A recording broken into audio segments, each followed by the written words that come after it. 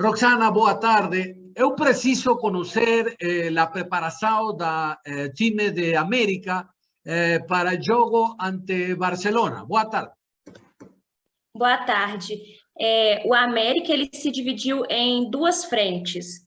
Uma equipe reserva entrou em campo no sábado, ontem, e acabou perdendo pelo Campeonato Mineiro, e isso fez com que o América não se classificasse para as semifinais, então ele vai ter que disputar uma outra taça, que é o Troféu Inconfidência. E enquanto essa equipe reserva estava em campo, a equipe titular ficou em Belo Horizonte, treinando, se preparando para o jogo contra o Barcelona. Inclusive, hoje pela manhã, eles finalizaram esse treinamento no CT e às 4 horas da tarde pegam um voo fretado em direção a Guayaquil. Chegam por volta de 10 horas da noite no Equador. Esse aí é o planejamento do América.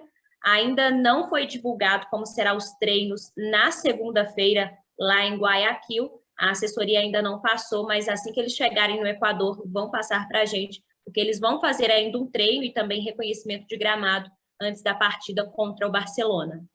El treino en Guayaquil será en la cancha del Emelec, ¿ah? Isso. Só que eles ainda não passaram o horário. Ok. El equipo de reserva que enfrentó Uberlândia perdió 2-1. Reserva da América. Isso, a equipe reserva. Apenas o Índio Ramírez, que jogou o primeiro jogo contra o Guarani pela Libertadores, mas porque o Alê, que é o meia da equipe, quem arma as jogadas, ele testou positivo para a Covid. Aí, com isso, o Índio Ramírez acabou atuando no primeiro jogo contra o Guarani como titular. Ele jogou contra o Uberlândia, o Mateuzinho também, que ele costuma entrar nesse time titular do América. Então, esses dois provavelmente devem entrar no segundo tempo contra a equipe do Uberlândia. Sí, señor. Índio Ramírez, refuerzo contra Barcelona. Índio Ramírez, refuerzo colombiano. Isso. Ok. ¿Você conoce la escalación de Marquinhos Santos para la partida? Bom, a escalação deve ser mais ou menos a que entrou no primeiro jogo aqui em Belo Horizonte contra a equipe do Barcelona. O Marquinhos Santos ele ainda tem algumas dúvidas em relação ao ataque. Ele preferiu o Pedrinho e o Everaldo contra a equipe do Barcelona.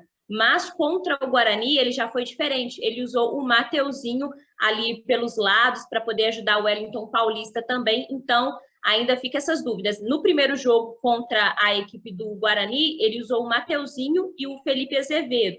Contra o Barcelona, ele já inverteu isso. Ele colocou o Everaldo e o Pedrinho. Então, essa é a grande dúvida do time que vai enfrentar o Barcelona na terça-feira, quem ele vai colocar ali para atuar junto do centroavante Wellington Paulista, esse sim é titular absoluto. Agora, no meio-campo e a defesa, o América será provavelmente o mesmo que entrou no primeiro jogo contra o Barcelona. Ok, pero en delanteros você acredita que irá Mateuzinho ou Pedrinho? Tá mais para o Pedrinho, porque ele foi poupado no jogo contra o Uberlândia. Então, o Mateuzinho deve entrar no segundo tempo. Ok. ¿Cuál es la opinión que tiene la torcida americanista en torno a la participación de time de América, Libertadores, Sudamericana, más qué acontece con el torcedor en torno a estos encuentros? A torcida do América ficou bem confiante em relação ao jogo contra o Guarani, deu aquela esperança. Então, esperava-se que no primeiro jogo contra o Barcelona, o América vencesse essa partida e não aconteceu, acabou empatando também e quase, né, levou aquele gol de pênalti, mas o torcedor está confiante, mas sabe das dificuldades. Por exemplo, vai encarar uma equipe do Barcelona que no momento, nesta temporada, é bem melhor do que o Guarani. E sem contar também que vai enfrentar um estádio lotado. O América tem isso contra ele, ele sabe que vai pegar um estádio monumental cheio, lotado, previsão aí de mais de 50 mil torcedores.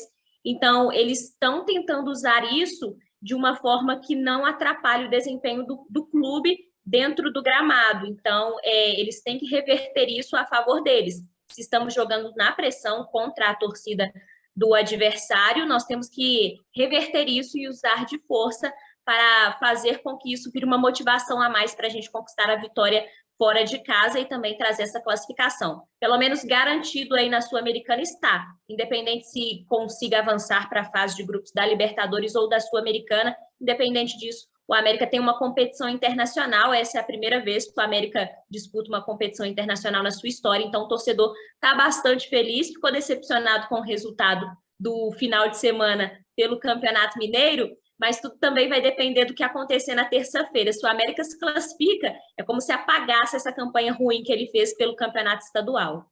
Sí, sí, por lo menos garantiza, como bien dice você, un torneo internacional.